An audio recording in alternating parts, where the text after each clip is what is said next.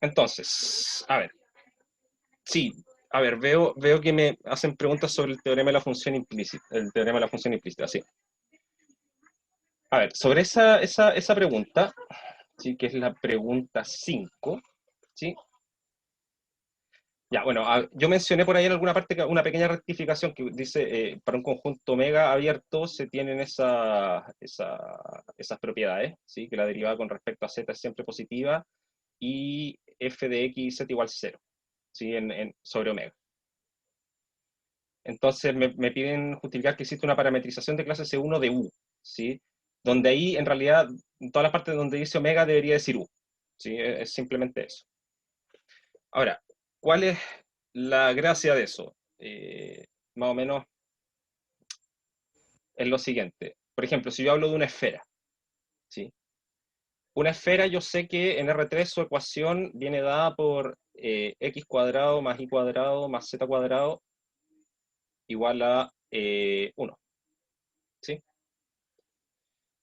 Eso es lo que yo sé de una esfera. Aquí lo que se tiene es que en realidad yo no puedo describir la esfera mediante una función, o sea, yo no puedo despejar directamente z, y o x en función de las otras dos variables, ¿sí? ¿Por qué? Porque, bueno, por ejemplo, si yo tratara de hacer algo del estilo z cuadrado igual a 1 menos x cuadrado menos y cuadrado, ¿sí? Si yo hago eso de ahí, eh, el problema que tengo es que aquí z puede tomar dos valores posibles, ¿sí? Digamos que es la raíz cuadrada con el signo positivo afuera y con el signo negativo afuera, ¿sí? Y esas dos son válidas, van a definir puntos que eh, pertenecen a la esfera, ¿sí? Eh, y que finalmente, claro, esta ecuación la puedo ver de esta forma. Menos 1 igual 0, ¿sí? Y esto termina siendo una función que es de la forma como se indica ahí, es una función de x, y, z, ¿sí? Y esa vale 0, ¿sí? Eh, ahora, bajo ciertas condiciones que tienen que ver justamente con que la derivada con respecto a una cierta variable no se anule, ¿sí? Lo que pasa es que el teorema dice que localmente al menos puedo despejar aquella variable, en este caso sería la variable z, en términos de las otras dos, ¿sí? Y eso es una parametrización finalmente, ¿sí? Porque estoy describiendo de cierta forma una de las variables en términos de la otra, y la parametrización en este caso sería algo del estilo r de x, y igual a x, y acá aparecería una cierta función de x e y, ¿sí? Que es la que me entregaría el teorema de la función implícita, ¿sí? Que no va a ser válida, digamos, sobre toda la esfera, pero sí sobre una parte. Pero si yo esa la describo mediante varias partecitas, en el fondo voy a poder cubrir la esfera completa, ¿sí? Esa es más o menos la idea. De hecho, con dos de esas funciones me basta, ¿sí? Que en este caso sería, una de las funciones sería la raíz de 1 menos x cuadrado menos y cuadrado, y la otra sería menos raíz de 1 menos x cuadrado menos y cuadrado, ¿sí? Ahora, la existencia de esa función es la que entrega el teorema de la función implícita, ¿ya? Y las hipótesis para ese teorema son básicamente las que se le entregan como hipótesis en el problema, ¿ya? Ahí para que le peguen una revisadita a eso. Sí, en la pregunta 5, parte A, que en el fondo es para justificar la existencia de una parametrización, ¿sí? Eso, sí, esas son cositas de cálculo en varias variables. Respecto a la pregunta 4, que es esa notación que está ahí donde dice donde W sub J es el campo escalar coordenada curvilínea W sub J. Vamos a hacer el siguiente ejercicio. Supongamos que estoy trabajando en un sistema de coordenadas esféricas.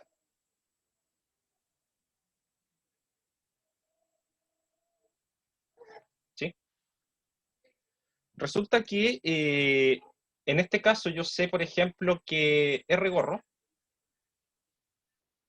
es igual al vector siguiente. Eh, es coseno teta, seno phi, seno teta, seno phi y coseno phi. ¿Sí? Eso es lo que aparece como el vector R gorro en coordenadas esféricas. ¿Sí? Dependiendo del punto donde esté, el vector R gorro va a estar dado por eso de ahí. No, ahora no estoy haciendo ningún ejercicio, solo estoy aclarando algunas cositas de la guía. ¿Sí? Aclarando cosas de notación y el uso del teorema. ¿Sí? Finalmente acá la primera parte solo estoy hablando de en qué sentido hay que ocupar el teorema de la función implícita. ¿Sí? En el fondo explicando el por qué el teorema de la función implícita implicaría la existencia de parametrización. ¿Sí? Y ahora estoy viendo sobre esa notación que está en la pregunta 4, sobre el campo escalar coordenada curvilínea W sub J. ¿Sí? Entonces, en coordenadas esféricas yo sé eso. Resulta que, por otra parte, las coordenadas esféricas están dadas de esta forma. Yo sé que R de R teta phi no es nada más que, bueno, R coseno teta seno phi, bueno, básicamente lo mismo de arriba, pero todo multiplicado por R. ¿Sí?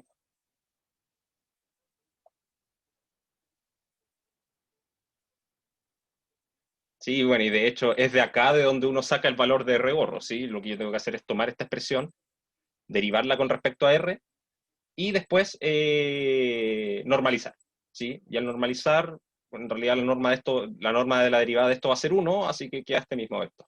Así que a este sin las R, que es lo que me quedó después de derivar. Sí, vamos a profundizar un poquito en las parametrizaciones, vamos a ver un par de ejemplos. Ok, entonces esto es lo que sé. Esta es la función que me define el sistema de coordenadas.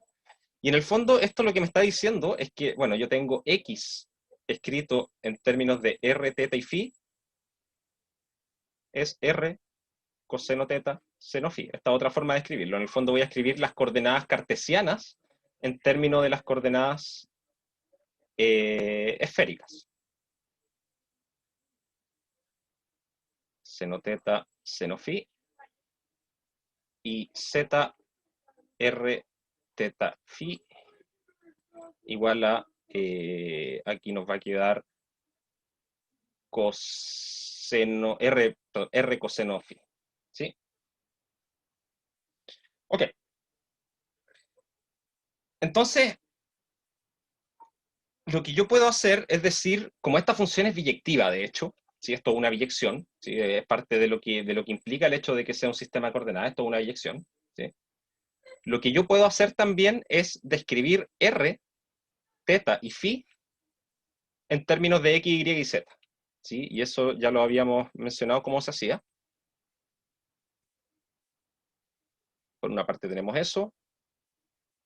El ángulo teta en términos de X, Y y Z era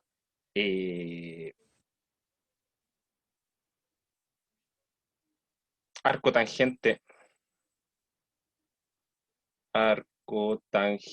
de y partido en X.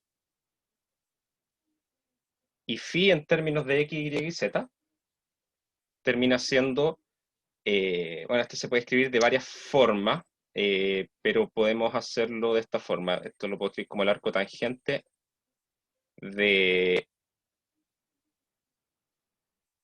raíz de X cuadrado más Y cuadrado dividido en Z. ¿Sí?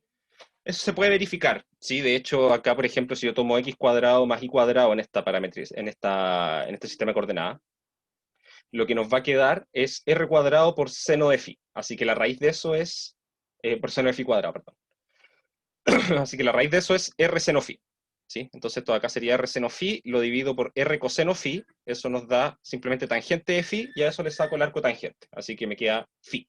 ¿Sí? Así que esta es la relación que corresponde. Entonces, cuando se habla en este caso, en la pregunta, me dicen WJ es el campo escalar, coordenada curvilínea W sub J, en este caso, por ejemplo, yo podría tomar el campo escalar coordenada curvilínea R, ¿sí? Y si le saco su gradiente, que es lo que finalmente aparece en una expresión más arriba, sería tomar el gradiente de esta expresión, ¿sí? Y si yo calculo el gradiente de esa expresión, lo que nos va a dar es una cuestión que se va a ver medio horrible en principio, pero que en su primera coordenada va a tener X, dividido en raíz de x cuadrado más y cuadrado más z cuadrado. Y partido en la misma raíz. Y z partido en x cuadrado más y cuadrado más z cuadrado. ¿Sí? Hasta ahí. ¿Me siguen esa idea?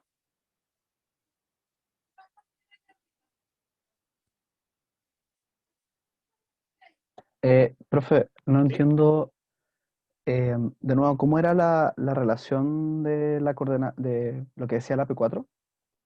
En la P4, sí. La idea es que, claro, como que ahí se trabaja con un sistema de coordenadas, ¿sí?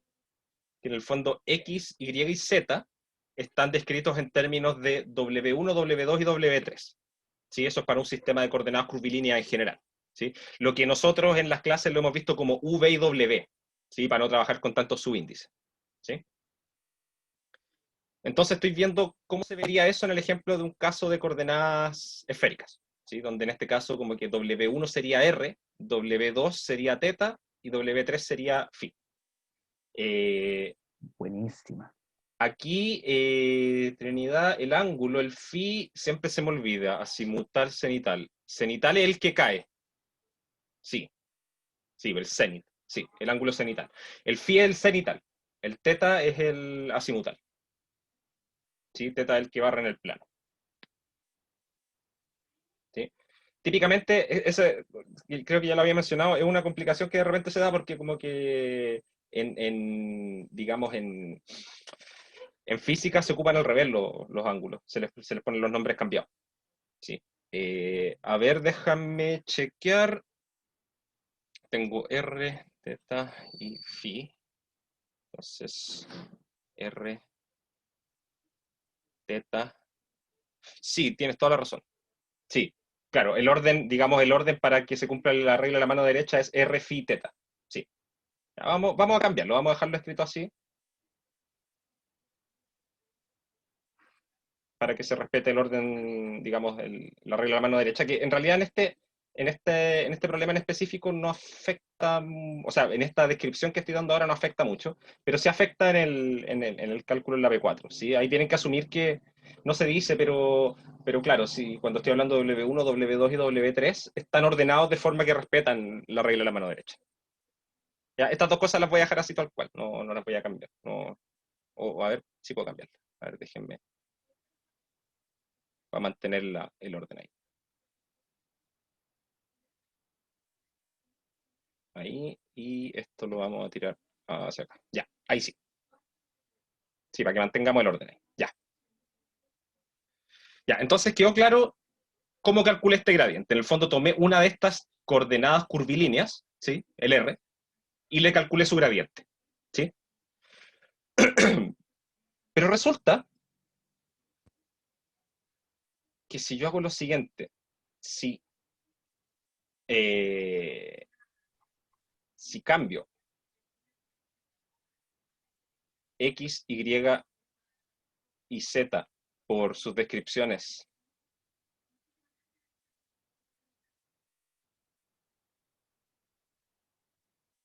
con R, phi y teta, entonces, y acá, ojo, no, aquí lo único que hice fue calcular el gradiente en cartesianas. ¿Sí? Tomé R visto como función de X, Y y Z y le calculé su gradiente. Derivé con respecto a X, con respecto a Y, con respecto a Z. ¿Sí? Y nos dio eso. Ahora, si yo hago este cambio ahora, ¿sí? ¿Y en qué sentido hago el cambio? En el fondo, el gradiente va a estar calculado en el mismo punto en el espacio. ¿Sí? En el punto que está dado por coordenadas X, Y y Z en cartesiana. ¿Sí?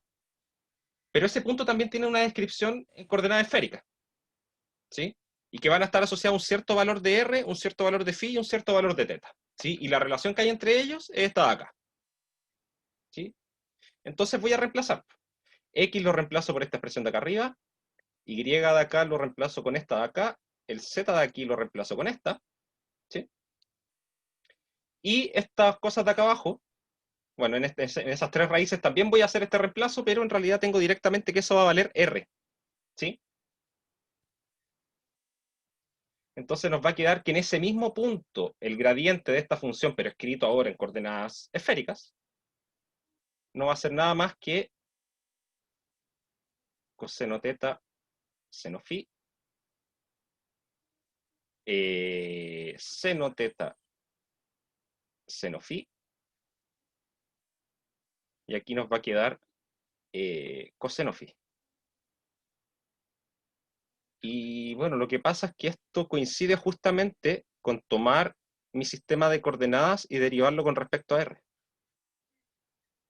¿Sí? O sea que si bien esto yo lo hice con un cálculo partiendo en cartesianas, ¿sí? Y esto acá lo hice trabajando con esféricas, los vectores que resultan de eso representan el mismo vector en R3. ¿Sí?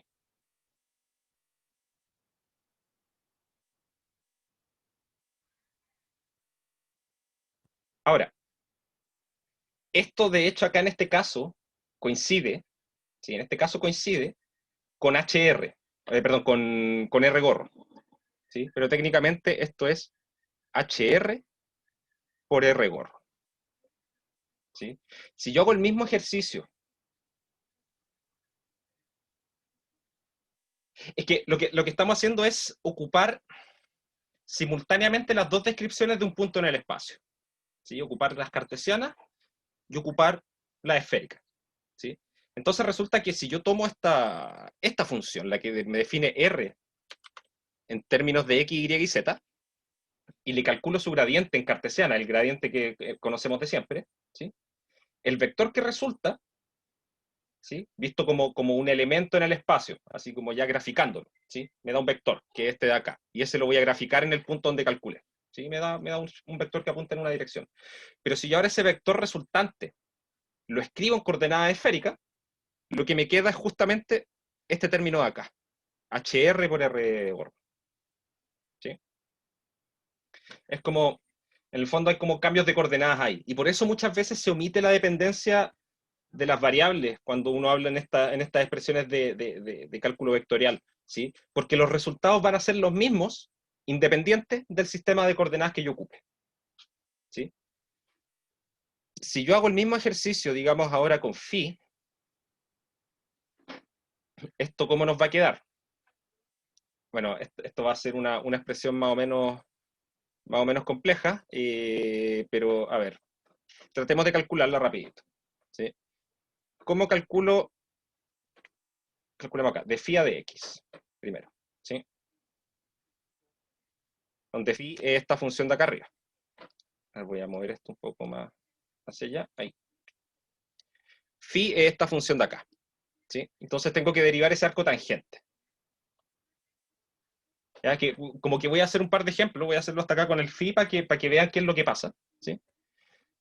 Esto no es nada más que, bueno, 1 partido en 1 más lo que está allá adentro al cuadrado.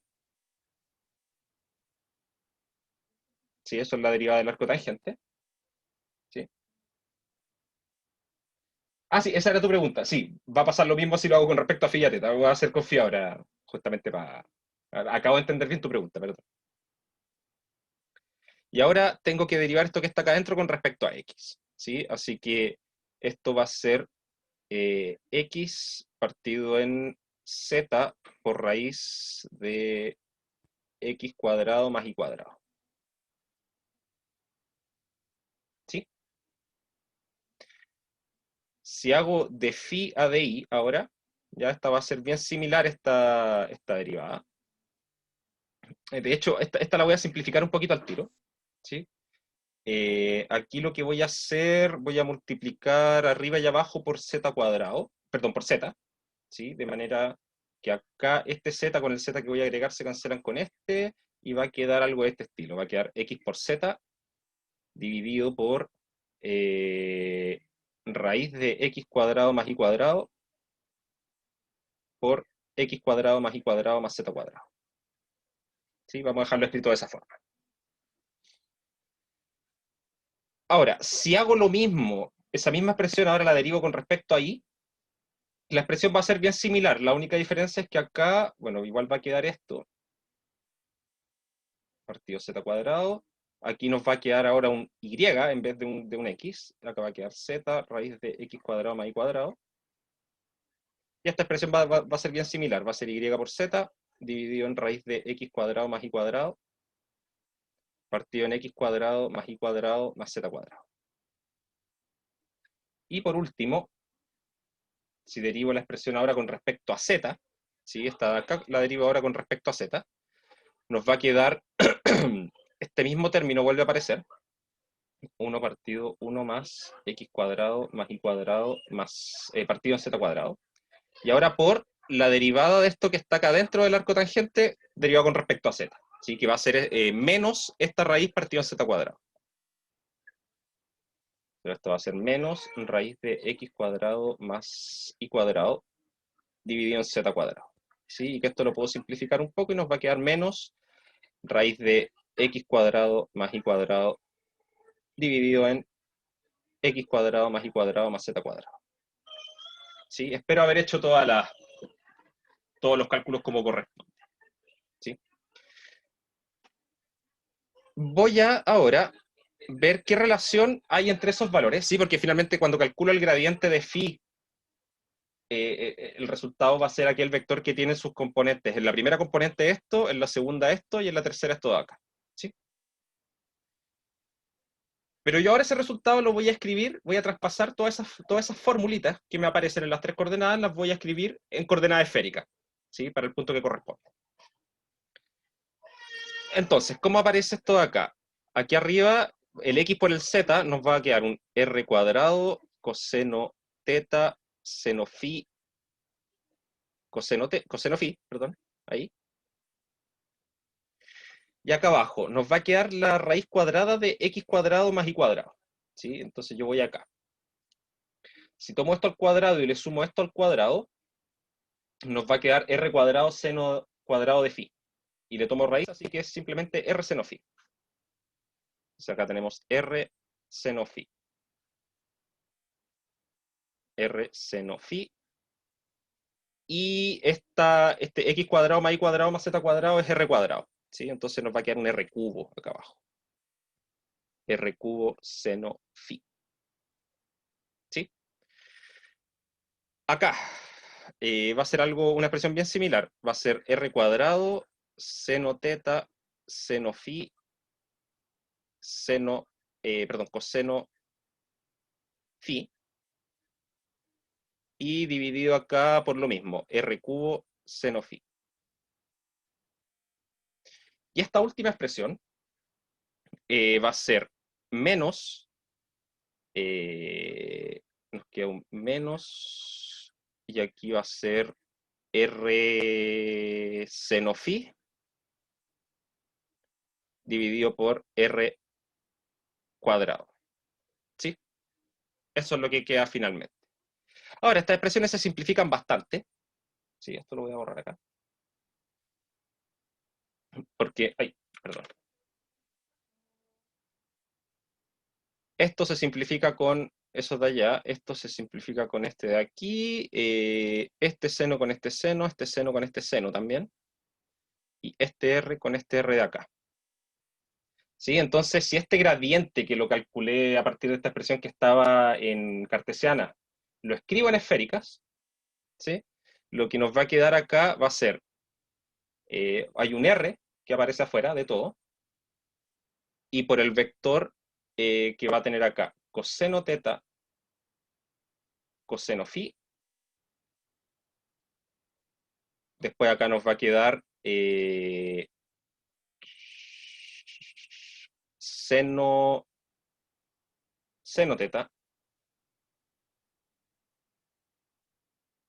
seno teta, coseno phi. Y aquí nos va a quedar menos seno phi. ¿Sí? Pero esto resulta que es este vector que resulta es justamente el vector phi gorro, ¿sí? Porque si yo tomo esta expresión, la derivo con respecto a phi, ¿sí? Lo que nos aparece es, bueno, r coseno phi, r seno teta coseno phi, y acá R menos seno phi. ¿Sí? Entonces esto de acá, y bueno, y eso después al normalizarlo el R desaparece. Entonces esto nos va a quedar 1 partido en R.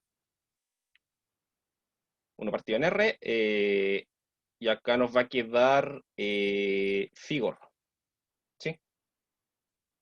Pero que esto yo lo podría escribir en realidad como 1 partido h phi al cuadrado por de R a de phi. ¿Sí? Recordando que Figorro es de R a de phi dividido por el factor de escala. ¿Sí? Entonces nos queda esa expresión de ahí. ¿Sí?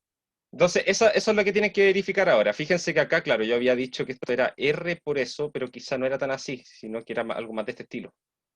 ¿Sí? ¿Se dan cuenta? ¿Ya? Entonces, como que traten de buscar esas relaciones. ¿Cómo buscar esas relaciones? ¿Cómo? Esa es la pregunta. ¿Sí? Fíjense que acá puedo reemplazar HR por un 1 partido HR cuadrado sin problemas, porque en este caso HR vale 1. ¿Sí? Pero la relación sale de darse cuenta de estas cosas. Ahora, ¿cómo sale de una forma que sea sencilla de calcular? ¿Sí? Es por el hecho que esta función R es invertible. ¿Sí? Y finalmente las derivadas estas de R a de R y con respecto, o sea, las derivadas de R con respecto a R, con respecto a phi, con respecto a teta, son las columnas de la matriz jacobiana de esta cosa. ¿Sí? Y hay una relación entre la matriz jacobiana de esto, ¿sí? Y la matriz jacobiana de la inversa. De hecho, una es la inversa de la otra. ¿Sí? Y estos gradientes terminan siendo de cierta forma las filas de la inversa. ¿Sí? Y es ahí donde se encuentra la relación. ¿Sí?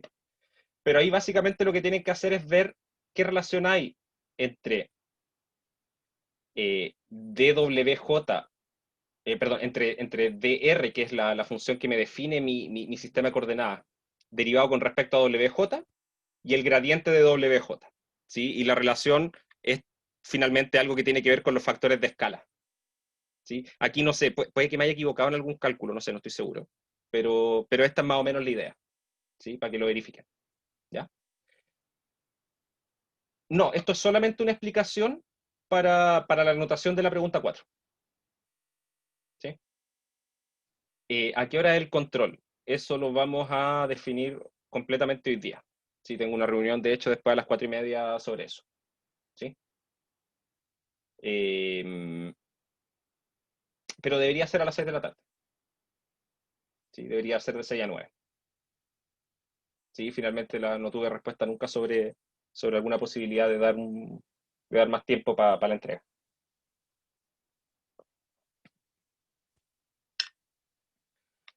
Ok. Queda más claro, al menos ahora, eh, el asunto de a qué se refieren ahí con esto de el campo escalar coordenada curvilínea W sub J.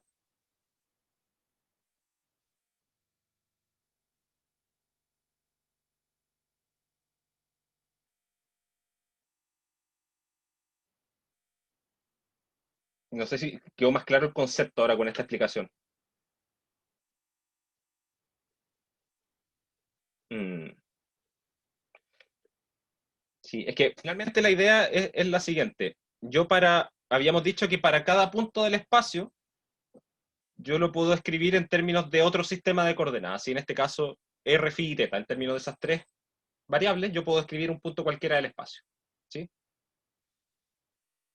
Ahora, cada una de esas variables la llamamos coordenada curvilínea del sistema de coordenadas. ¿Sí? Al R, al phi y al teta. ¿Sí? Pero como esta función, esta de acá, el R vector, esta de acá, para que defina un sistema de coordenadas, tiene que ser una función invertible. Si yo puedo escribir acá, como está escrito, X en términos de esas tres variables, Y en términos de esas tres, y Z en términos de esas tres, ¿sí? Y la función es invertible, entonces tiene que haber alguna forma de escribir cada una de estas coordenadas curvilíneas en términos de las coordenadas cartesianas. ¿Sí? Por eso se le llama a cada una de estas, a R, a phi y a teta, yo las puedo llamar coordenada curvilínea R, coordenada curvilínea phi, coordenada curvilínea teta. ¿Sí? Y esas son las funciones a las que se refiere. ¿sí? A la que en la P4, en la notación de la P4, a esa función se le calcula el gradiente. ¿Sí? El resto de la notación es la que hayamos visto en clase. Cuando aparece fw sub j, eso es tomar el campo escalar f y hacerle producto punto con wj tongo. ¿Sí? Y de hecho lo que se hace ahí en una de las primeras líneas cuando dice rotor de f igual al rotor de esta suma, que es igual a la suma de estos rotores, eso es ocupando las propiedades de linealidad del operador, que las mencionan arriba, y la descomposición de un campo que ya habíamos mencionado.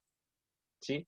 Si yo tengo, por ejemplo, mi R tongo, mi phi tongo y mi teta tongo, yo puedo descomponer el campo vectorial como f en producto punto con R tongo, y todo eso en la coordenada R tongo. ¿Sí? Y así. Después con phi, después con teta. Exacto. En este caso, R sería W1, phi sería W2 y teta sería W3. Exacto. Esa es la idea. ¿Sí? Entonces la idea es que ustedes tienen que detectar, ¿sí? Mediante estas ideas, ¿sí? Pero en el caso más general, cuál es la relación que hay entre el vector que me resulta digamos, como R gorro, ¿sí? Pero mirado como un vector en el espacio, olvidándose que esto está escrito mediante algunas coordenadas, ¿sí? Sino viéndolo como un vector que está apuntando en alguna dirección en el espacio, ¿sí? Y el gradiente de W sub J. ¿Sí? Y eso va a tener que ver con alguna relación como de este estilo, ¿sí? No exactamente esta, ¿sí?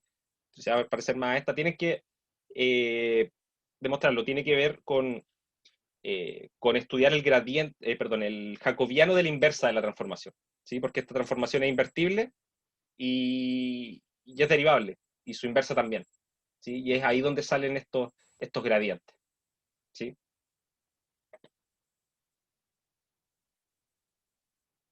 Pero yo tendría que pasar de esa sumatoria. Claro, claro. Sí, porque la idea es que después, si yo logro... a ver, Vicente, dame un segundo. Voy a responder esta otra pregunta primero. Si yo logro encontrar algún campo escalar, ¿sí? H, digamos H, por ejemplo, siguiendo la notación de ahí, a mí lo que me piden demostrar es que el FW sub J por WJ tongo lo tengo que escribir de alguna forma, tengo que haciendo algún niquita nipone, acomodando términos, recordando que esto es de hecho el R que define el sistema de coordenadas derivado con respecto a W sub J y dividido por el factor de escala. ¿Sí? Hagan aparecer los factores de escala ahí. ¿Sí? Eso es importante. Eh, Esto yo lo quiero escribir, digamos, como una función G, lo voy a poner, no lo voy a poner doble sub J, lo voy a poner G sub J, ¿sí? Por, ¿qué es lo que quiero hacer acá? Perdón, por el gradiente de W sub J. Donde esta función es una G sub J que va a depender, que va a ser a valores reales, ¿sí? Bueno, en realidad está definida sobre el dominio de F, ¿sí? Esto está definida sobre el dominio de F. Y esto por el gradiente a valores reales, perdón, a valores en R, ¿sí? Y voy a tener tres de esas funciones, ¿sí? Una para cada coordenada, en el fondo, ¿sí? Entonces después si yo a esto, que es una función, es un campo escalar por un campo vectorial, si esto es una ponderación simplemente, si yo le aplico el rotor, puedo ocupar las propiedades que me dicen arriba, ¿sí? Porque arriba en las propiedades me dicen justamente cuánto vale el rotor de un escalar por un vectorial, ¿sí? Y también me dicen que el rotor de un gradiente es cero. Y acá justamente mi campo vectorial es un gradiente. Entonces parte de esa expresión que dan para el rotor del producto se va a anular, porque va a quedar justamente el rotor de este gradiente, que se va a hacer cero, independiente de lo que sea W sub J. ¿Sí? Y les va a quedar una suma de productos cruces, ¿sí? Que va a ser el producto cruz del gradiente de esta función que apareció nueva con el campo vectorial F. Perdón, por el campo vectorial por este gradiente. ¿Sí? Va a ser ese producto cruz. Y ese van a tener que nuevamente acomodar cosas, mover términos, y eventualmente les va a aparecer la fórmula que está en el apunte. ¿Sí? Fíjense que en el apunte yo di la versión compacta, digamos, la que es útil para el cálculo, ¿sí? Esta que es con el determinante, ¿sí? Pero un poquito más arriba en el apunte está la fórmula así como gigante, la fórmula extendida. ¿Sí? A esa van a llegar, de alguna forma. ¿Por qué se multiplica por ese gradiente? Eso es porque, a ver, finalmente esto de acá, ¿cómo se define? Es dr a dwj dividido por hj, ¿sí? El factor de escala. Exacto, es por cómo están definidos los W de Tongo. Entonces esta relación va a ser algo multiplicado por gradiente de WJ. ¿Sí? Y ese algo es el que tienen que encontrar. ¿Sí? Y ese algo que aparece acá va a quedar multiplicado por esta otra función, que a esa no le voy a hacer nada, esa la voy a dejar ahí nomás. ¿Sí? Pero esa es ¿Profe? la relación que hay que encontrar acá. ¿Sí? Y por eso estaba haciendo estos ejemplos de arriba con la esférica. ¿Sí? Porque ahí se ve que hay una relación efectivamente. ¿Sí? Como que el gradiente calculado de esta forma es alguna ponderación al final de esta otra derivada, que es la que está definiendo el vector unitario. ¿Sí? A ver, la fórmula esa del rotor, la que mencioné, está en la página. En la página 16. Al principio de la página 16. Ahí dice rotor en coordenadas ortogonales. Y ahí sale una fórmula que se ve bien fea, pero es el resultado de calcular el determinante que está un poquito más abajo. ¿Sí? Acá. Sí, a ver, lo que hice acá, calculé el gradiente de phi, ¿sí? En términos de x, y y z, y me quedó esto acá. Y después lo que hice fue, cada una de estas expresiones, reescribirlas en coordenadas esféricas. ¿Sí? Entonces reemplacé x por el r coseno teta seno phi, el y por r seno teta seno phi, y el z por r coseno phi. Y al hacer todos esos reemplazos me quedan estas expresiones de acá, que después puedo simplificar muchas de las cosas que están ahí, ¿sí? Y nos termina quedando esta expresión de acá, ¿sí? Es el 1 partido r por coseno teta coseno phi en la primera, 1 partido r por seno teta coseno phi en la segunda, y menos 1 partido r por seno phi en la tercera. ¿Sí? Y ahí lo que yo identifico es que este vector que me queda acá adentro es justamente el vector Figor. ¿Sí? Y ahí es donde tienen que pillar las relaciones que se dan. ¿Sí? Pero, profe, Ujú. ¿por qué sale que después eso igual a 1 partido en h phi al cuadrado? Como que mi Sí. Sí, es que acá ocupé el hecho de que el h phi es, es r, perdón, h phi es r, y esto está definido como esta derivada partido en h phi. ¿Sí? Entonces me quedan 2 h phi multiplicándose acá abajo, y el de r de phi.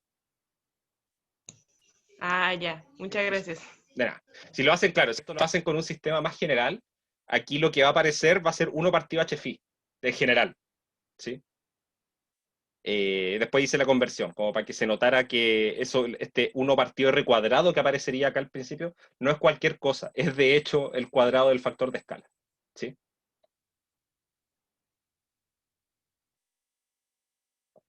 Esas son las cosas que tienen que hacer, pero claro, en un sistema de coordenadas general. ¿Sí? Y claro, en un sistema de coordenadas general, probar estas relaciones no es tan simple como simplemente calcular y ver que las cosas calzan, ¿sí? Porque no tengo fórmulas para el sistema. Pero sí lo que sé es que hay una relación entre, bueno, si yo tengo mi R que está definido desde un conjunto de a valores en R3, que es mi sistema de coordenadas, ¿sí? Y tengo R a la menos 1, que está definida, digamos, desde las cartesianas ahora, a valores en D, ¿sí? Que son las ahora, son mis coordenadas, mi sistema de coordenadas nuevo, digamos, mi esférica en este caso, ¿sí? Yo sé que hay una relación entre el jacobiano de R en un punto, ¿ya? Y ojo, cuando anoto X vector me refiero a un punto en el espacio cualquiera, no un vector de coordenadas X, Y, Z, ¿sí? Es un vector en el espacio que lo puedo escribir ya sea en cartesiana o en el nuevo sistema de coordenadas, ¿sí? Entonces voy a ponerle otro, voy a poner P, en un punto P, y el jacobiano de R a la menos 1 en P, ¿sí? esas dos cosas se relacionan de alguna forma, ¿sí? Tiene que ver con la invertibilidad, ¿sí? O sea, la inversa de una es igual a la otra, ¿sí? El teorema de la función inversa acá, no sé qué tanto ayuda, pero sí tiene que ver un poco con la derivada de una inversa, ¿sí? O sea, si yo sé que una función es invertible, entonces hay una relación entre su jacobiano y el jacobiano de su inversa, que tiene que ver con invertir la matriz y componer con la función inversa, ¿sí? Como para mantener las unidades, en el fondo, ¿sí? Pero claro, en esencia, esto de acá es como una forma bien pilla de decir, bueno, tengo eso de ahí, ¿sí? Eh, en el caso de una función, eh, en el caso de una función de variable real, lo que se tiene es que d f a la menos 1 de a de t es 1 partido de f a de t, donde las evaluaciones son donde corresponde, ¿sí? Ahora, así siendo bien Barça, yo miro esto como una fracción y esto es como de t a de f, ¿sí? Eso no es correcto, ¿sí? Pero es como para tener una idea, como que simplemente doy vuelta a la fracción que me define la derivada, ¿sí? Acá si yo hiciese algo similar, esto es como un dwj a dr. ¿Y qué significa tomar una función a valores reales y derivarla con respecto a un vector? Es tomar su gradiente. Sí, va como por ahí el asunto, ¿sí? Yo creo que no va a haber una pregunta tan específica en el control sobre esto, ¿sí? ¿Sí? Nos vamos a enfocar más en la parte de como alguna pregunta tipo como la pregunta 3, ¿sí? En cálculos de gradientes, de funciones, gradientes, rotores, divergencia, en un sistema de coordenadas como los que vimos clase, o podría definirse un sistema nuevo, como en la pregunta 3, ¿sí? Definir un nuevo sistema de coordenadas y que tengan que para eso calcular gradientes o cosas así, operadores diferenciales de algunas funciones. Y una pregunta que va a tener que ver con integración. Todavía no, lo vamos a ver ahora en la tarde. Sí, tengo reunión a las 4:30 para ver eso. Y ahí vamos a definir la hora y vamos a dejar todo bien definido. ¿Sí? Pero de hecho yo voy a abogar para que las preguntas se dividan de esa forma. ¿Sí? Porque, bueno, es como lo que hay para hablar. ¿Sí? Ok. Ahora con esta última explicación que di, sobre todo acá de esta partecita de acá, ¿se entiende más o menos cuál es el espíritu de la pregunta 4? Sí, van a ser dos preguntas. Sí, no se preocupen por eso, van a ser dos preguntas.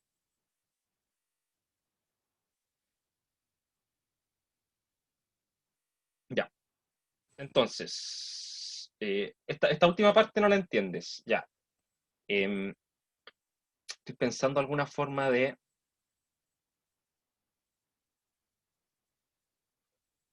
eh, a ver, por ejemplo, si esto estuviera en esférica, ¿sí? Voy a hacerlo con el caso más simple, que es la coordenada R. ¿Sí? A mí me piden demostrar que f sub r por r gorro es algún campo escalar por el gradiente de r. ¿Sí? Ahora, yo sé que el gradiente de r y el r gorro coinciden, ¿sí? Por lo que hice más arriba. ¿Sí? Entonces esto termina siendo igual a f sub r por el gradiente de r. ¿Sí? Ahí fue un reemplazo directo. ¿Sí? Entonces, eso significa que acá ese campo escalar, donde dice algún campo escalar, entre paréntesis, en este caso ese algún campo escalar sería simplemente este. ¿Sí? Para la segunda coordenada, que era esta, yo ya vi acá que el phi gorro es igual a r por el gradiente de phi. Entonces acá me queda f phi por r gradiente de phi. ¿Sí? Entonces acá el campo escalar que aparece entre paréntesis ahí donde dice algún campo escalar es este.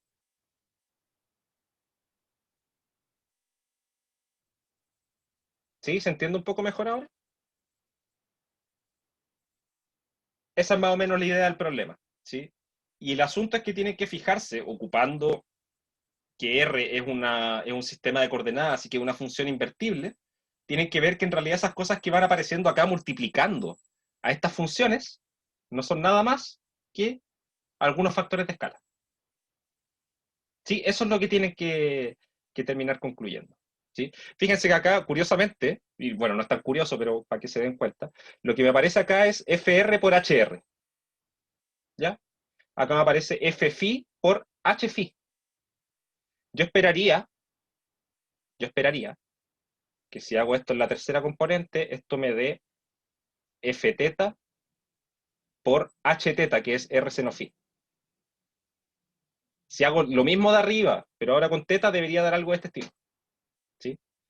Y eso tiene sentido, porque si yo miro, o sea, eso me dice que voy bien encaminado, porque si se fijan en la fórmula del rotor, lo que aparecen son, por ejemplo, si miro la fórmula con el determinante, en la última línea lo que aparece es FU por HU, FB por HB, FW por HW, que son justamente las cosas que me aparecieron acá ahora.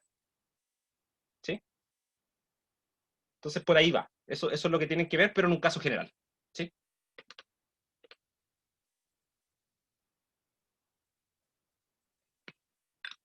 Ya. Entonces vamos a dejar esto hasta acá. Sí, porque igual me tomó harto tiempo solo la explicación de esta pregunta, porque quiero ver un par de ejemplos.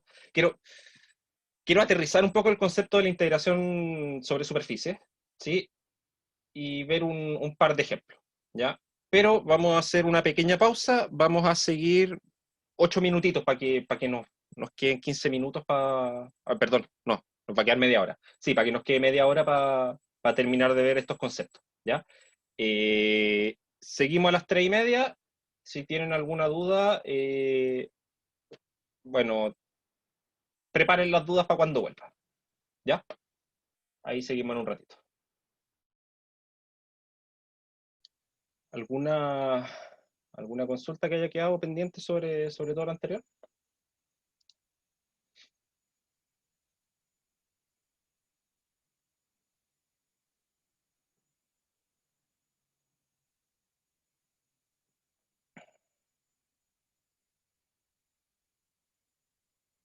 Perfecto. Entonces, la P6R, el R vector. Sí, es la variable de integración. ¿Sí? Es la variable que se mueve sobre la superficie SR. ¿Sí? Y finalmente es el vector XYZ que pertenece a SR. ¿Sí? A eso se refiere con R. Sí, muchas veces se pone R vector o se pone X vector. Se ocupa, como habíamos dicho en el curso, esa notación se ocupa de manera arbitraria. Sí, se ocupan esas dos notaciones sin mayores diferencias. De nada. Ok, entonces, integral de ¿Profe? superficie. Veamos parametrizaciones. ¿Sí? ¿Profe? Sí. Es que dijo en el foro que iba a hablar sobre integral de superficie. A eso voy ahora, justamente. Ah, Sí, sí, voy gracias. a hablar justamente sobre eso. Sí, la variable que se mueve sobre la superficie donde estoy integrando es la variable sobre la cual estoy integrando, ¿sí? Porque finalmente en esa notación, si se fijan, dice la doble integral sobre SR de 1 partido norma de R menos P a de A. ¿Sí? Uno está acostumbrado a que uno integra sobre una variable y dice f de t a de t, o uno integra sobre dos variables y dice f de x, y con respecto a de x y de y. ¿Sí? Aquí, para simplificar la notación, lo que uno hace es escribir dA como el diferencial de área que está asociado a la superficie, ¿sí? Y la variable sobre la cual se integra se le pone un nombre y se subentiende que esa variable se mueve sobre la superficie donde estoy integrando. ¿Sí? ¿Por qué? Porque como vimos con esta cosa de los distintos sistemas de coordenadas, el valor de esa integral va a ser exactamente el mismo, independiente del sistema de coordenadas que yo ocupe, ¿sí? Independiente de la parametrización que yo utilice, ¿sí? Entonces, ¿qué es lo que hay que hacer? Yo elijo una parametrización para la superficie, ¿sí? Calculo el diferencial de área para esa parametrización, ¿sí? Que vamos a ver un ejemplo ahora, ¿sí? Y después cada vez que aparezca la variable que estoy integrando dentro de la función que estoy integrando, la reemplazo con su descripción según la parametrización. ¿Sí? Esa es la idea de esa notación. Entonces, veamos un ejemplo. Supongamos... No, a ver, sabemos que... Sabemos que el área de una esfera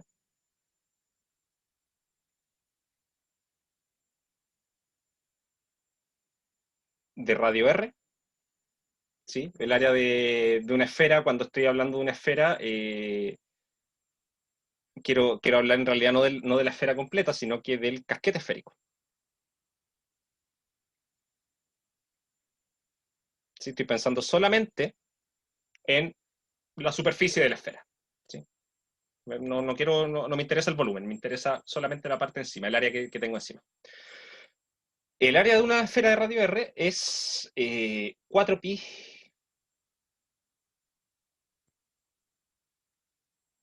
r cuadrado. ¿Sí? Para calcular esa área, en el curso de cálculo diferencial ya vieron técnicas. ¿Sí? Una técnica bien simple es ver en el fondo la esfera, ¿sí? La superficie de esta esfera, como lo que se genera al tomar una semicircunferencia, ¿sí? Del eje X para arriba en el plano, y hacerla rotar con respecto al eje X. ¿Sí? Y eso, había una formulita que les daba el área de la figura que se obtenía mediante esa rotación, ¿sí? Que en este caso sería esa esfera. Y haciéndolo así, se puede hacer, ¿sí? Mediante una función, ¿sí? Y va a dar este resultado. Apliquemos los conceptos que hemos visto hasta ahora. ¿Cómo parametrizar una esfera?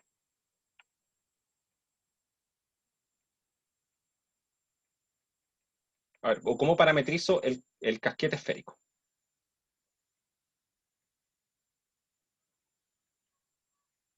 Bueno, un casquete esférico, finalmente, bajo estas condiciones del problema, son todos los puntos del espacio, son los x y z en R3, tales que x cuadrado más y cuadrado más z cuadrado es igual a r cuadrado. ¿Sí? Eso es lo que yo sé de una esfera. ¿Sí? Entonces aquí yo tengo varias opciones. ¿Sí? Yo podría decir, bueno, son todos aquellos puntos, por ejemplo, son los puntos de la forma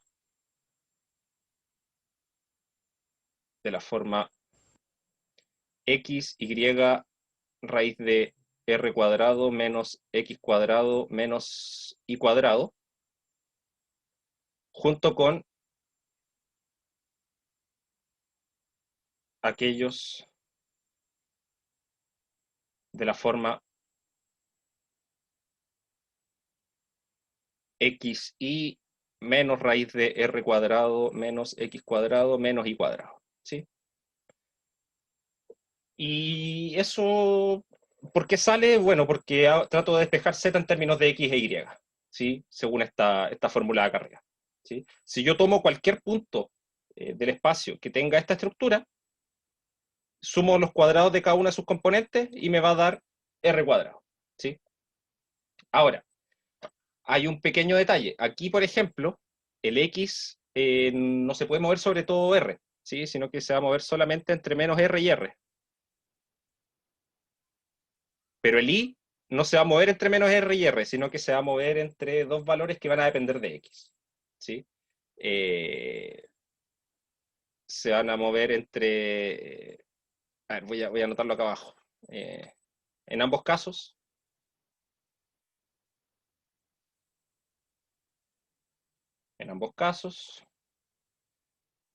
podemos tomar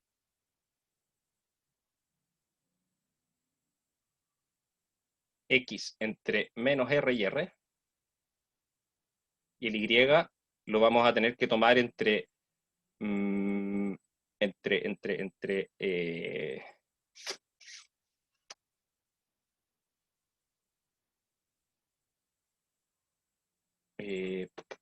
deme un segundo, deme un segundo.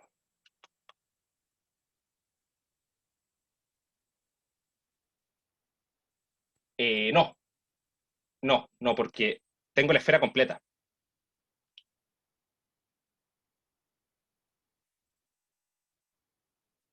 ¿Sí? Aquí está mi eje X, y hay puntos de la esfera que están para X positivo, hay uno acá, y para X negativo hay otro acá. De hecho, para un X fijo se forma una circunferencia. ¿Sí? Entonces, de hecho, voy a dejarlo así. El Y se va a mover en algún intervalo, pero no va a ser el intervalo menos RR, ¿sí? Porque, por ejemplo, si tomo X e Y, los dos iguales a menos R, ¿sí? La suma de sus cuadrados ya me da 2R cuadrado. Y después le tengo que sumar el cuadrado de este Z, que también va a ser positivo, así que me voy a pasar del valor, ¿sí? Entonces, hay que tener harto ojo con esa escritura, ¿sí? No puede ser cualquiera, ¿sí? En el fondo lo que pasa es que para cada altura Z que yo tomo acá, ¿sí? Fija, se me va a formar un círculo acá, que va a ser de un radio que va a ser más pequeño que R, ¿sí? Y el X y el Y me tienen que estar describiendo ese círculo, ¿sí? Entonces, una vez que yo tome los valores de X y Y, bueno, en realidad esto ni siquiera puede ser entre menos R y R, tiene que ser menos, disculpen. X e Y en alguna parte, ¿sí? Que van a ser variables que van a definirme este pequeño círculo, digamos que es de radio R', ¿sí? Entonces el X se va a mover entre menos R' y R', y el Y va a quedar restringido por los valores de X para poder formar este círculo que está acá, ¿sí? Entonces ahí es cuando ya la cosa se ve complicada, ¿sí? Como que ya el hecho de que el Z depende de X e Y de esa forma, y después más encima el X y el Y no pueden ser cualquiera, ya está mostrando algo complicado. Pero es un casquete esférico, y tenemos las coordenadas esféricas, ¿sí? Entonces yo podría decir en realidad, bajo las condiciones del problema, son los puntos en el espacio X y Z en R3, tales que, bueno, yo sé que X cuadrado más Y cuadrado más Z cuadrado igual a R cuadrado, ¿sí? Eso quiere decir R cuadrado minúscula igual a R cuadrado, donde R es de las coordenadas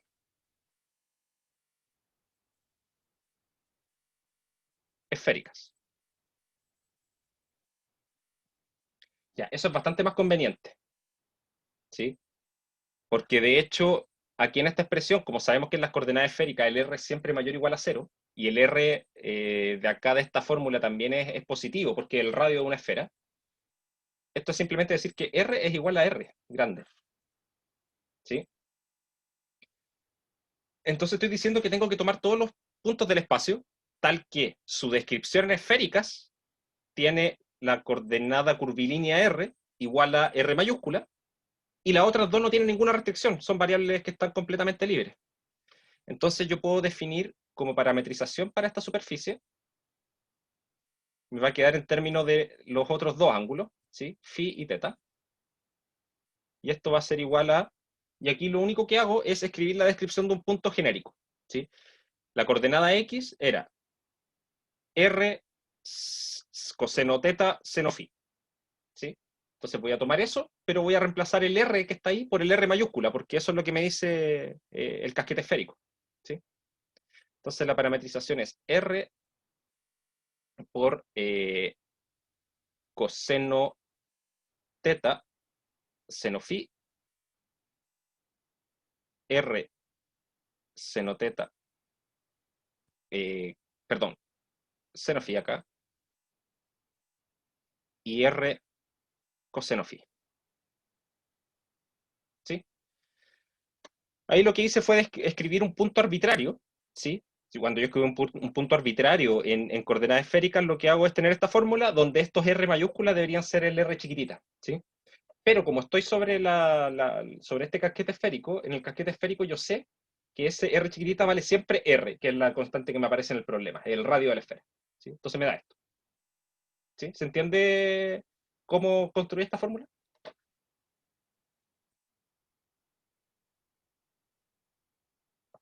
Perfecto. Entonces ahí tenemos una parametrización. ¿Sí? Esto es una parametrización de esa esfera. ¿Sí? Es una función que va de algún subconjunto de R2 a R3. ¿Sí? Es una función continua. De hecho, esta función es derivable, no tiene ninguna complicación. ¿Sí? Y aquí tenemos que dejar claro esto. Phi se mueve entre 0 y pi medios, ¿sí? Porque no tenía ninguna restricción. Perdón, entre 0 y pi. No tenía ninguna restricción. Y ahí es donde se mueve el ángulo en las variables esféricas. No puede ser menos R, ¿sí? Porque el R chiquitita, el de las coordenadas esféricas, está definido como que siempre es mayor o igual a 0. Está definido como la distancia del punto hacia el origen, ¿sí? Así que tiene que ser mayor o igual a 0. Y acá teta entre 0 y 2pi, ¿sí? Fíjense que acá yo puedo tomar esos intervalos cerrados o abiertos, me va a dar exactamente lo mismo, porque después estos van a definir límites de integración. Entonces da lo mismo si lo incluyo o no, ¿sí? Entonces esto es una parametrización, ¿sí? En realidad, cualquier punto de la esfera que yo tome, cualquier punto que esté en la superficie de esta esfera radio R, yo voy a encontrar un ángulo θ y un ángulo φ. Si yo tomo un punto acá, voy a encontrar un θ y un φ, de manera que esa expresión que escribí ahí me va a definir ese punto, ¿sí? Para todos los que están sobre la superficie, ¿sí? Ok. Entonces, el área de la esfera va a estar definido como la integral sobre, digamos, sobre el casquete esférico, voy a anotarlo así, el área sobre el casquete del diferencial de área. Porque phi se define también, así como R se define como un número siempre mayor o igual a 0, ¿sí? Porque es la distancia de del punto al origen. El phi es el ángulo que está desde el eje Z hacia el punto, ¿sí? Entonces ese ángulo nunca va a superar los 180 grados, ¿sí? ¿Sí? Porque si fuera más, de hecho eso significa que el ángulo θ es más grande, entonces en realidad es este ángulo de acá el que estoy midiendo, ¿sí? Como que siempre mido el ángulo más chico de esos que se pueden formar, ¿sí? Ahora, el área se define como esto, y esto es casi podríamos decir sentido común, ¿sí? Tomo una pequeña porción de área, y cada una de esas pequeñas porciones de área que están sobre el casquete, las sumo, ¿sí? Y cuando hablo de tomar una porción infinitesimal de área y sumarlo, en realidad eso es integrar el diferencial de área. Pero nosotros habíamos dicho que la definición de esto, ¿cómo era? Bueno, yo ya tengo mi parametrización. Yo sé dónde se mueven los parámetros. Se mueven entre 0 y pi y entre 0 y 2pi. Entonces esto me va a quedar. Vamos a integrar primero con respecto a... Vamos a poner la integral con respecto a phi ahí primero, y acá voy a poner la integral con respecto a pi. Perdón, a θ. ¿Sí? Y el diferencial de área, habíamos dicho que era la norma de la derivada de la parametrización con respecto a phi cruz la derivada de la parametrización con respecto a θ en este caso. Así que son las dos variables que tengo ahí. Y después simplemente pongo los diferenciales. ¿Sí? Así es como definimos el diferencial de área. Eso es lo que resulta, ¿sí? No es una definición así que uno se saque debajo de la manga, sino que en realidad nosotros les mostré un poquito cómo funcionaba, que en realidad era, de cierta forma, hacer una especie de Riemann, pero con pequeños rombos, ¿sí? Y eso infinitesimalmente bota esa fórmula, ¿ya? Ok. Sí, esto siempre lo vamos a ver en R3 para efectos del curso. Sí, porque de hecho no sabemos calcular producto cruz para dimensiones superiores, ¿sí? Con las cosas que manejamos hasta ahora. Profe, ¿Sí? ¿esta fórmula de área sigue siendo válida para coordenadas ortogonales? Para cualquier sistema de coordenadas ortogonales funciona. Es que finalmente pasa muchas veces que la parametrización va a estar basada en un cierto sistema de coordenadas ortogonales, ¿sí? Como en este caso, que está basada en las coordenadas esféricas. Hay otros casos en que no, ¿sí? Por ejemplo, si acá yo tratara de ocupar estas parametrizaciones, ¿sí? Claro, tienen tienen la, digamos, entre comillas, la onda cartesiana, ¿sí? Porque son coordenadas X, Y, Z en ese sentido, ¿sí? Una dirección hacia allá, otra hacia acá y otra hacia arriba, ¿sí? Pero, por ejemplo, si yo calculara la derivada de esto con respecto a X, va a quedar una cuestión bien fea, ¿sí? Va a quedar el vector 1, 0, y acá una cuestión que va a depender de X e Y. Si derivo con respecto a Y, esta misma, me va a quedar el vector 0, 1, y después otra cuestión que depende de X e Y, ¿sí? Y ahí a esas dos cosas le tengo que hacer el producto cruz y tomarle norma, ¿sí? Acá en este caso va a pasar algo bien, bien simpático, porque resulta que si yo tomo esta parametrización y la derivo con respecto a phi y a teta, lo que me va a dar van a ser dos de los vectores unitarios que están en coordenadas esféricas multiplicados por r, ¿sí? Y eso nos va a botar el resultado final, ¿sí? Muchas veces, en el fondo, es darse cuenta que en realidad esta parametrización que escribí no es nada más que r por r gorro. ¿Sí? Si factorizo el r, lo que me queda es justamente el vector r gorro. Y resulta que el vector r gorro, al derivarlo con respecto a phi, nos va a dar el vector phi gorro, y al derivarlo con respecto a teta, nos va a dar el vector teta gorro, ¿sí? Así que este producto este producto cruz, me va a dar r phi gorro cruz r teta gorro, y eso de ahí, el producto de phi con teta, nos va a dar r gorro de nuevo, y la norma de eso es 1. Entonces lo único que va a botar para afuera de esto va a ser un r cuadrado, ¿sí? En estos casos sale como súper sencillo, ¿sí? Pero lo voy a hacer en el caso general, ¿sí? Perdón, uno va a ser teta gorro por un seno, ¿sí? Teta gorro por el seno de phi, eso va a salir, ¿sí? Pero lo vamos a hacer en el caso general, ¿sí? Cuando no es tan claro ver un sistema de coordenadas debajo de la parametrización. Entonces, calculo las derivadas de sigma a de phi. Si derivo esto, nos va a dar r coseno teta coseno phi. Acá nos va a dar r seno teta coseno phi. Y aquí nos va a quedar r menos seno phi. Y después tomo la misma sigma y la derivo con respecto a teta. Eso nos va a botar acá ahora un menos r seno teta seno phi. Acá nos va a quedar un r coseno teta seno phi. Y por último acá nos va a quedar 0. Siguiente paso, hago el producto cruz de estas dos cosas, ¿sí? Entonces el producto cruz de eso, como vectores, ¿sí? Lo que tengo que hacer es calcular con esta cuestión del determinante, hacerlo más sencillo. Entonces nos queda IJK. Aquí nos va a quedar el primer vector, R coseno teta coseno phi. Me va a faltar espacio, voy a anotar esto más a la derecha. Voy a anotar estas expresiones más largas primero. R seno teta coseno phi y menos R seno phi. Esto es K, esto es J. Y acá menos R seno teta seno phi, R coseno teta seno phi y 0. Y ahora tengo que calcular esto. ¿Ya? En la primera coordenada nos va a quedar el determinante de este producto, ¿sí? O sea, el determinante de esta submatriz. Entonces esto por 0 menos esto por esto de acá. Entonces ahí ese signo menos se va a cancelar, entonces nos va a quedar r cuadrado por coseno teta seno cuadrado de phi. En la coordenada j nos va a quedar menos el determinante de lo que queda eliminar esta fila y esta columna.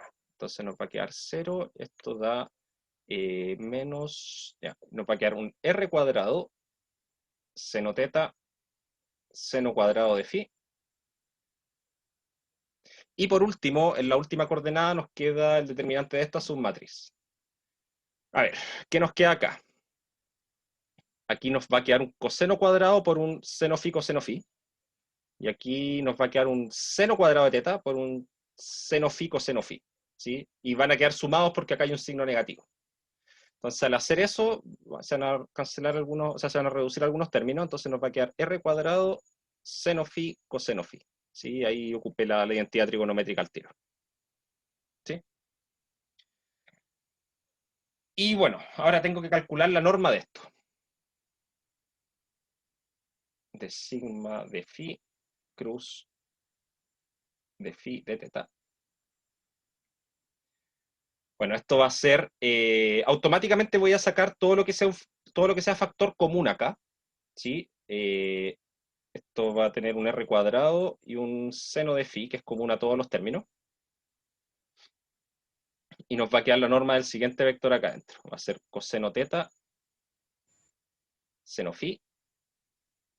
Acá nos va a quedar seno teta, seno phi. Y aquí nos va a quedar simplemente coseno phi. Y aquí yo tengo dos opciones. Calcular esa norma, ¿sí? Que no es difícil calcularla. Y la otra es darme cuenta que eso que me quedó allá adentro no es nada más que el vector R gorro. ¿Sí?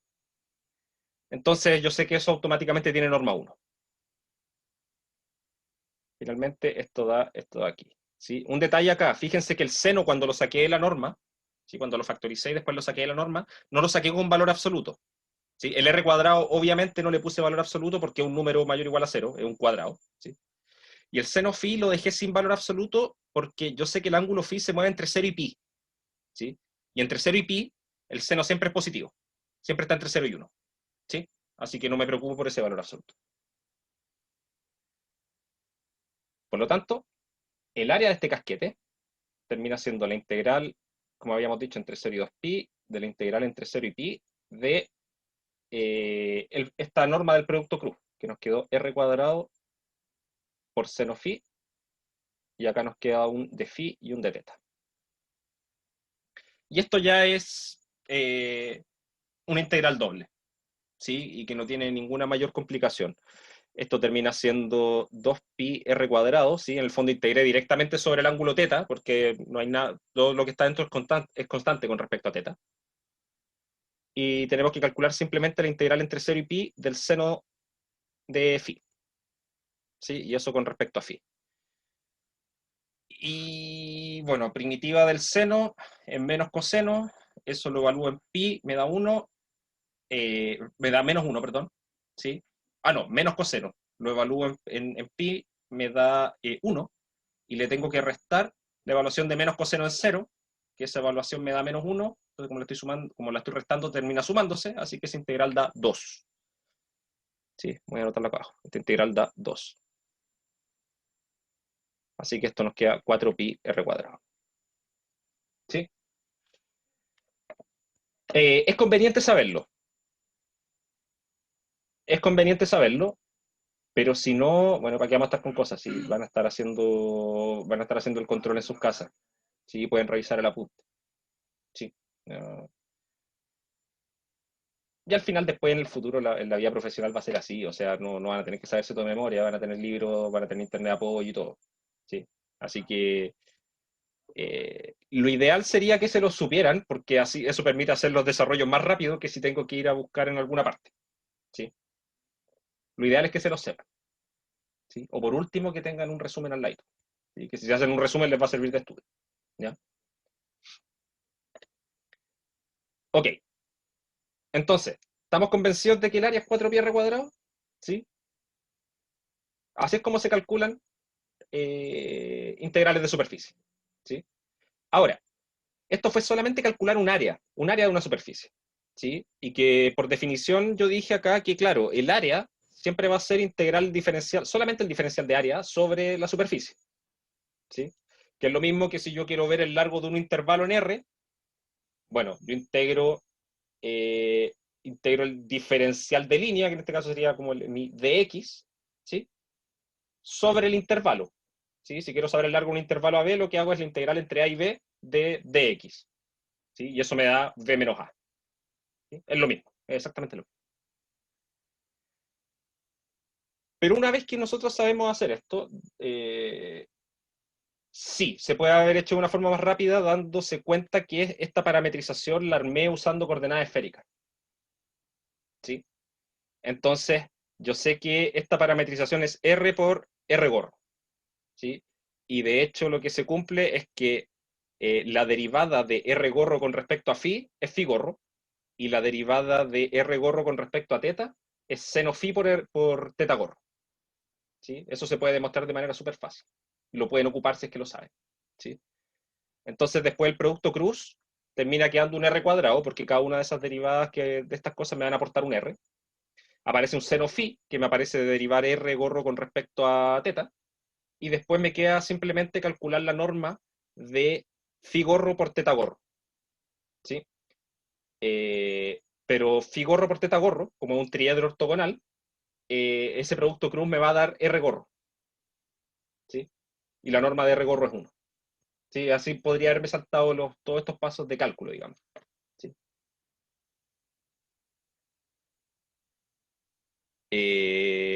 Perfecto. Entonces, para finalizar, ¿cómo aplico esto a otra cosa? Supongamos ahora que esta superficie tiene una densidad superficial de masa, ¿sí? Que va a estar dada por una función, que va a estar definida sobre la esfera, que me dice que sobre un punto cualquiera que esté en la esfera, la densidad de masa por unidad de área, ¿sí? Digamos kilogramos por metro cuadrado, en un punto que esté sobre la esfera, equivale a su altura, o qué tan lejos estoy digamos, del eje. Vamos a ponerle valor absoluto, para que tenga sentido físico. ¿Qué tan lejos estoy del plano XY? ¿Sí? Entonces, a medida que me voy acercando a los polos de esta esfera, se va haciendo más densa. ¿Sí? Y esto, bueno, finalmente, si quiero calcular la masa total, bueno, es integrar sobre el casquete mi función sobre la superficie. ¿Sí? Y esto yo lo puedo hacer con cualquier función, ¿sí? Siempre que yo tenga una función descrita de alguna forma acá, la puedo poner acá adentro, ¿sí? Lo importante es que esta función, si bien esta está definida sobre todo R3, a mí me va a interesar su valor solamente en aquellos puntos que estén sobre la superficie, ¿sí? Sobre el casquete en este caso. Entonces, ¿cómo se refleja eso? Bueno, voy a ocupar la misma parametrización. Entonces nos queda integral 0 a 2pi, integral de 0 a pi. Por aquí nos va a quedar el diferencial de área, ¿sí? Que ya lo calculamos el diferencial de área de esto. Esto daba R cuadrado seno phi. De phi de eta. Eso no cambia. Y la pregunta es, ¿qué pasa acá con la función que está aquí? ¿Sí? Y lo único que tengo que hacer es tomar la función y yo la quiero evaluar solamente sobre los puntos que están sobre el casquete, ¿sí? Entonces lo que hago, en vez de evaluarla en x, y, z, la evalúo en sigma de, en este caso, ¿cuál eran las variables? Phi y teta. ¿Sí? Y eso, bueno, habíamos dicho que nuestra parametrización sigma era esta. Así que su coordenada z es r coseno phi. Entonces esto termina dando r por el valor absoluto del coseno de phi. ¿Sí? Si yo integro en R, integro sobre un intervalo AB una función que está definida sobre todo R, a mí me interesan solamente sus valores en el intervalo AB, ¿sí? Y lo que hago es evaluarla solamente en ese intervalo, ¿sí?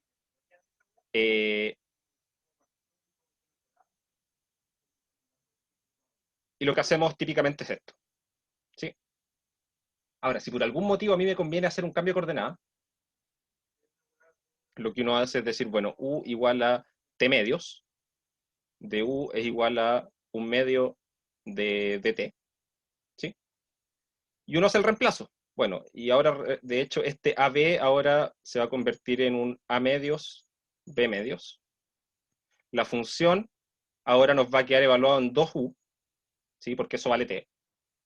Y acá adentro nos va a quedar por 2DU.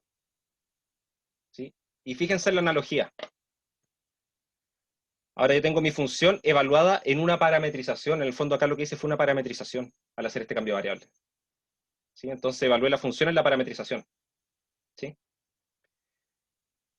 Y esto que me quedó acá es el nuevo diferencial de la integral. ¿sí? No es un du solo, sino que aparece con un factor multiplicado, ¿sí? Y en el caso de una integral de superficie, ese factor es este de acá, ¿sí? ¿Se nota la analogía que hay en las dos cosas? ¿Sí? Y eso es porque finalmente acá, claro, acá la función la estoy evaluando entre A y B, y yo la necesito evaluar en todos esos puntos. Pero si yo hago el cambio de variable, ahora ya no puedo evaluar esta función solamente en U, porque si no la estaría evaluando entre A medios y B medios. Entonces, ¿qué hago para corregir eso? Evalúo F en la parametrización nueva, ¿sí? Al final acá estoy describiendo el mismo intervalo AB, pero lo estoy describiendo de otra forma, ¿sí? Igual que acá, con estas dos cosas que en realidad en el plano son un cuadrado, o sea, un rectángulo, ¿sí? Un rectángulo, digamos, de lado pi y 2pi. Con ese rectángulo estoy representando la esfera completa, ¿sí? Es un cambio de variable. Claro, en el fondo es para... Es más o menos eso, como que finalmente no es para, claro, describir, más que describirlo solo en esférica, es describirlo eh, en los parámetros del problema, ¿sí? Que en este caso los parámetros del problema coincidían con los parámetros de la esférica, ¿sí? Pero lo importante es que esta composición se hace para evaluar ρ en los puntos de la superficie, ¿sí? Porque yo sé que la imagen de sigma es la superficie, es el casquete esférico. Entonces con esto estoy asegurando que la función la estoy evaluando solamente en los puntos de la superficie, ¿sí? Y en esencia lo que se hace, claro, estamos sobre una esfera, pero la estoy representando con un rectángulo en R2.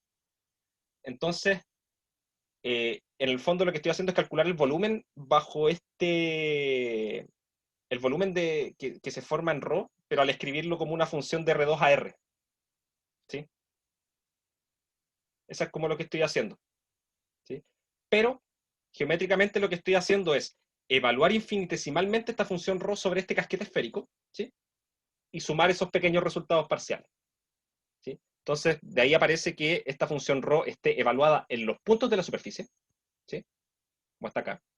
Que esto yo lo podría haber escrito así también como aparece en la pregunta 4, en la pregunta 6, perdón, podría haber escrito ρ de R, ¿sí? O sea, evalúo los puntos de la superficie, ¿sí?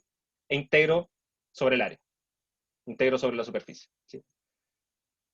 Entonces acá finalmente la integral que hay que resolver es esta, perdón, R por el valor absoluto del coseno de phi. ¿Sí? ¿Se entiende cómo funciona ahora una integral, digamos, de superficie, pero no solo para calcular un área, sino que para evaluar una función, la integral de una función sobre esa superficie? El R chica es un punto que está sobre la esfera. Es un punto cualquiera que esté sobre la esfera. En el fondo representa más que el radio, representa la parametrización, ¿sí? O sea, representa esto. ¿Sí? Hay que escoger la parametrización que corresponde. Sí, dime. Estamos pasando ahora. Dime. Yo soy el que pregunto en el foro. Ujú. No entiendo o sea, es como que el casquete esférico tuviera un grosor, un espesor. No, es una figura plana. O sea, completamente plana, ¿sí? Es dos dimensional, ¿sí? Eso es lo que no entendí. Sí, es que lo que pasa es que si bien uno sabe que, claro, si yo integro sobre R2 en dos variables, estoy hablando de calcular área y todo ese tipo de cosas, ¿sí? Pero en el espacio yo también puedo tener superficies, ¿sí? Figuras que no tienen espesor, ¿sí? Pero que tienen dos direcciones en las cuales me puedo mover, ¿sí?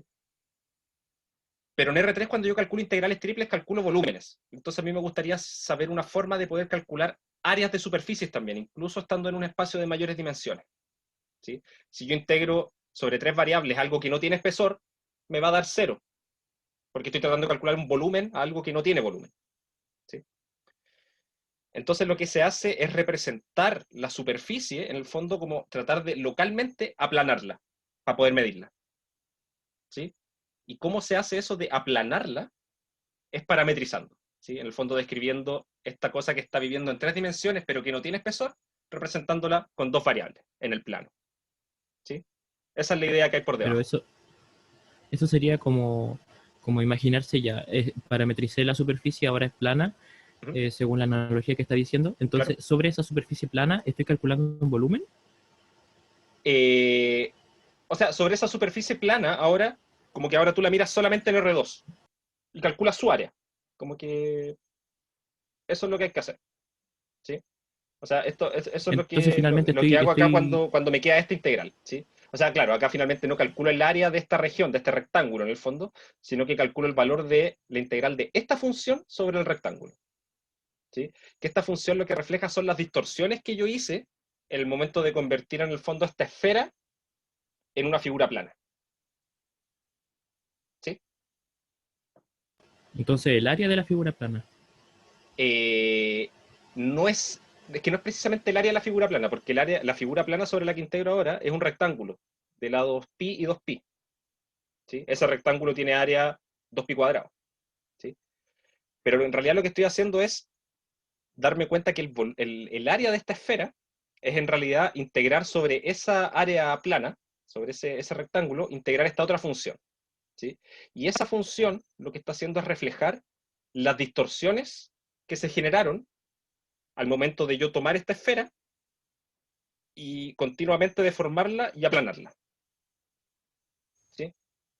Como que finalmente eso hace que, por ejemplo, cerca del ecuador, el área, una pequeña variación en el ángulo me hacía una variación muy pequeña en el área, pero en los polos era más grande, ¿sí? Porque hay distorsiones entre medio. ¿Sí? Y eso es lo que está haciendo esta función acá entre medio. En el fondo es en el fondo describir el área de una superficie en R3 como la integral sobre una región de R2 de alguna otra función. ¿Sí? Y esa función lo que hace es reflejar las distorsiones que se hicieron al momento de transformar la superficie que estaba en R3, desarmarla un poco y aplanarla y ponerla en el plano cartesiano. ¿Sí? Esa es más o menos la idea. Entonces ¿Sí? es como calcular el área de una superficie, pero reflejado con sus distorsiones. Exacto. Eso es. Ah, ya. ¿Y cuál es la diferencia entre el área de una superficie y el área de una superficie con sus distorsiones?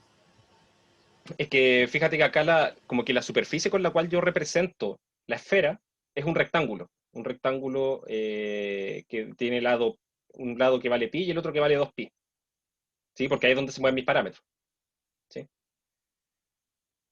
El área de ese rectángulo en R2, es 2pi cuadrado, que está lejos de ser el volumen, o sea, perdón, la superficie de la esfera. ¿Sí? Entonces, claro, de partida estoy representando la esfera con un rectángulo, ¿sí? Que en principio es raro, ¿sí? Pero todo depende de cómo yo represente esas variables, ¿sí? Porque, por ejemplo, acá son ángulos, son cosas adimensionales. Entonces, de hecho, el área de eso de ahí no va a tener ninguna dimensión, ¿sí? Porque son dos cosas adimensionales que estoy multiplicando, ¿sí? Pero el hecho de que la función tenga unidades de metros cuadrados hace que al hacer esta integral me da algo que sí tiene las dimensiones que corresponden, ¿sí? Sí, pues, tiene que ver con el hecho de que este producto cruz en el fondo me está calculando infinitesimalmente las áreas de pequeños rombos que están sobre la esfera, ¿sí? Que se aproximan a la esfera y los voy sumando. ¿Sí? En el fondo voy como teselando la esfera con rombos que están en distintas orientaciones, ¿sí? Y que aproximan bien el área. ¿Sí? Y si eso después lo hago infinitesimalmente, lo que estoy haciendo es sumar infinitesimalmente las áreas que hay sobre la esfera. ¿Sí? Es como esto de, claro, yo una esfera la veo y tiene su curvatura, pero si yo fuese muy pequeño, si yo fuese muy microscópico y me paro en esa esfera, yo la voy a ver como plana. ¿Sí? Esa es más o menos la idea, ¿cachai? Entonces, es como estar acá en la Tierra. O sea, yo sé yo puedo definir la superficie de la Tierra, que la podría calcular con algo así, pero si yo estoy aquí parado ahora acá en la calle, yo la veo como plana, pues entonces puedo calcular un área ahí, después con el área al lado las voy sumando, y el resultado que voy a obtener va a ser aproximadamente el área de la Tierra. Sí, esa es más o menos la idea. ¿Sí? Como que miro localmente. ¿Sí? Si yo me acerco infinitamente a cualquier superficie, la voy a ver plana. ¿Sí? Y esa es la idea de las parametrizaciones, finalmente.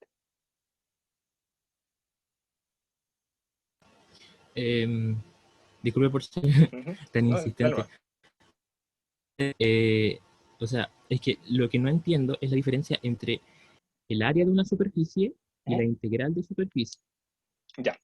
O sea, los veo como igual porque uno es la doble integral de A y la otra es la doble integral rho de A.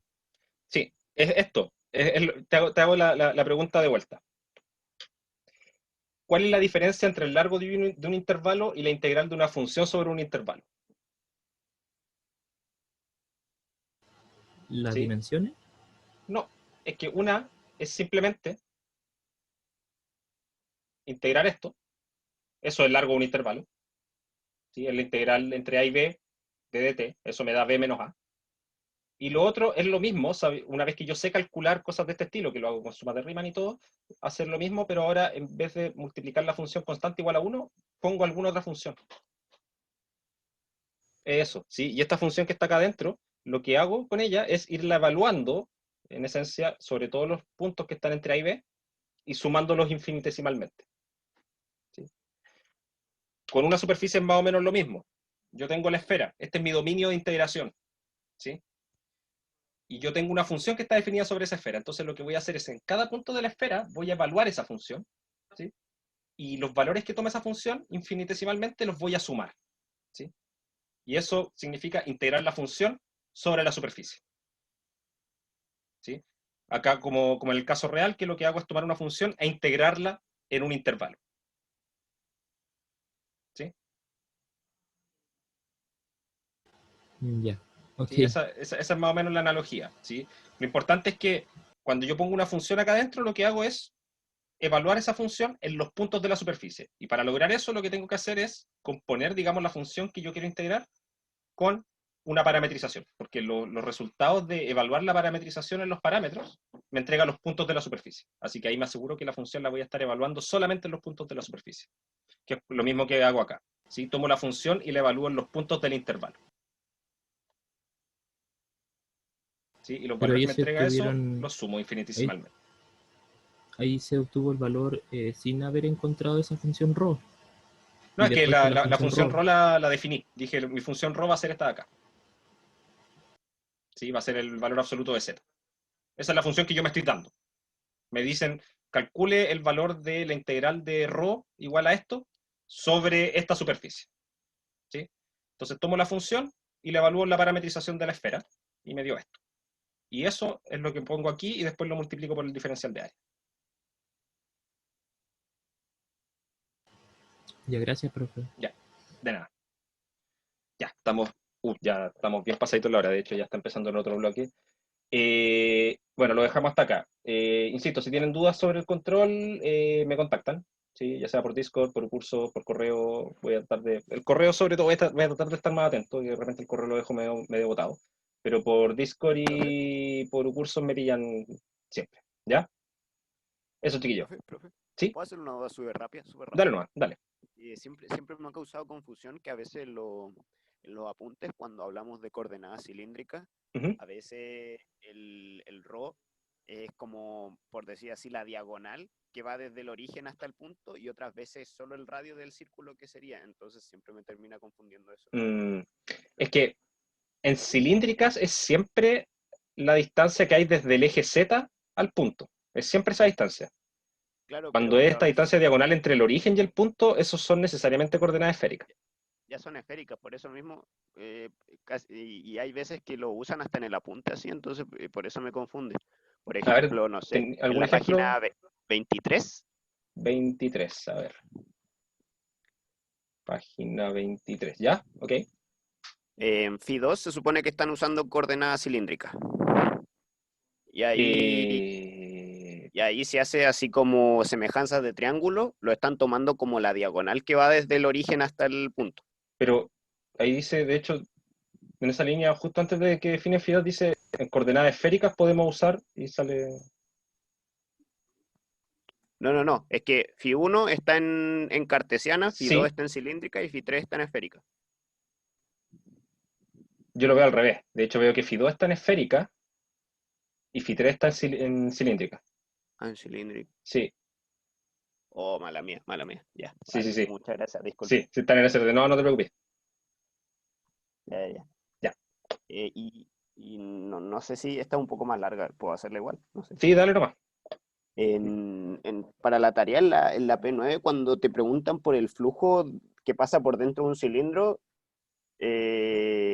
¿cómo sería? Primero tienes que hacerlo por una por la cara que entra y después por la que sale, o No, entiendo, la verdad. a ver, te dicen, claro, tú tienes la superficie que está formada como parte de un cierto cilindro, ¿cierto? Ubicada entre dos planos, ¿sí? Que uno está como inclinado, ¿sí? Claro. Ya, eso te da como una figura así como si yo tomara un conito con for y lo cortara en diagonal en una parte, ¿sí? Ya, Claro, y lo corta. claro. Y me piden el flujo saliente a través de la superficie que se forma por esa partecita y las dos tapas, ¿sí? Ahí lo único que hay que hacer, ¿sí? Ahora, si bien esto no en sí, así como específicamente, no se va a evaluar no se debería evaluar en el control porque hay una sección que no lo alcanzó a ver, ¿sí? Pero de todas formas te resuelvo la duda. Lo que hay que hacer, me piden el flujo saliente. Acá, esta figura está formada por tres superficies distintas, ¿sí? Entonces Sí. la idea es que tú tienes que, para parametrizar la superficie completa, tú lo tienes que hacer con tres parametrizaciones, ¿sí? Una parametrización para la tapa de arriba, una parametrización para la tapa de abajo, y otra parametrización para la parte que es del cilindro, ¿sí? Ahora, a ti te interesa saber el flujo saliente. Lo que tienes que lograr es que cada una de estas superficies, la normal que tú ocupas, es la que corresponde a la que está apuntando contrariamente al volumen que encierra, ¿sí? O sea, si este es mi cilindro, ¿sí?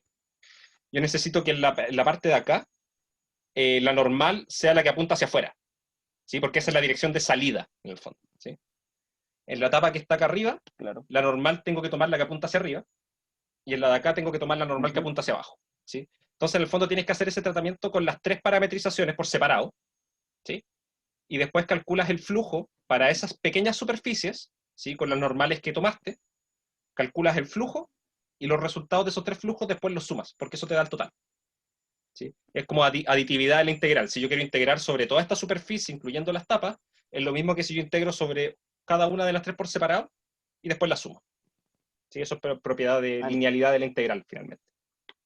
Entonces calculo el flujo de las tres por separado, básicamente. O sea, Claro, hago el lo hecho de el campo de la de las normal normales. por el flujo y por el diferencial de área, Exacto. esa formulita, y la aplico Sí. 3 veces. Exacto. Y el hecho de que te digan el flujo saliente es para que la normal que ocupes, tienes que fijarte que sea la que positiva. corresponde. Claro. Que sea la que está como saliendo, está apuntando como hacia afuera del volumen que encierra esta figura. Claro, y eso tengo que verlo con lo de la mano derecha. O sea, Claro. para donde apuntaría. Sí, porque si tomaras las normales contrarias en las tres superficies, estarías calculando el flujo que entra a esa parte. Claro. ¿Sí? Y ahora que estoy como imaginando el problema, me surge la duda de cómo parametrizar como el manto del cilindro, Uh-huh. como va a tener una parte que es como diagonal. ¿Cómo Claro. sería ahí? Porque tendría como dos alturas superiores, por decir así. Sí, claro. Lo que tienes que buscar cómo varía esa altura límite que hay arriba, ¿sí? Porque en el fondo, claro, si yo tomo esta figura que está cortada así como en diagonal acá y la miro desde arriba, ¿sí? Igual voy a ver un círculo, ¿sí? Claro. Sí. Ya. Entonces, lo que tú vas a tener es que va a haber una relación, el valor de la altura en alguno de estos puntos de acá va a depender directamente del ángulo que yo estoy formando en el plano XY. ¿Sí? Entonces tienes que encontrar una fórmula de cómo varía el Z en función de ese ángulo. Ya. ¿Sí? Eso es lo que hay que hacer, ¿sí? Y eso es echarle mano a los dibujos. ¿Sí?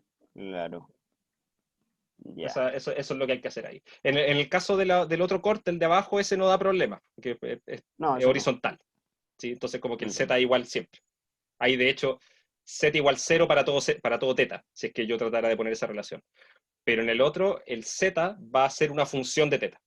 ¿Sí? La altura que voy a tener va a depender de qué ángulo estoy formando abajo con respecto al plano XY. ¿Y esa función va en los límites de la integral o va dentro de la multiplicación? En ese caso te quedan los límites de la integral, porque va a tener que el valor de Z, tú vas a tener que integrar entre Z igual 0 y Z igual a algo que depende de teta. ¿Sí? ¿Verdad? Ya, vale. Entonces, y al integrar ahí te va a quedar una expresión con teta y después esa la integras con respecto a teta. ¿Sí? Ese es como el... Claro. Vale, comprendo. Claro. Muchas gracias. De nada. Ya, chiquillos. Lo dejamos hasta acá y nos estamos comunicando. ¿Ya? Cualquier duda ya saben y de todas formas igual nos vemos el jueves antes del control. ¿Ya? Que estén bien. Chao, chao. ¿Qué pasó, profe? Gracias. Chao, que estén bien.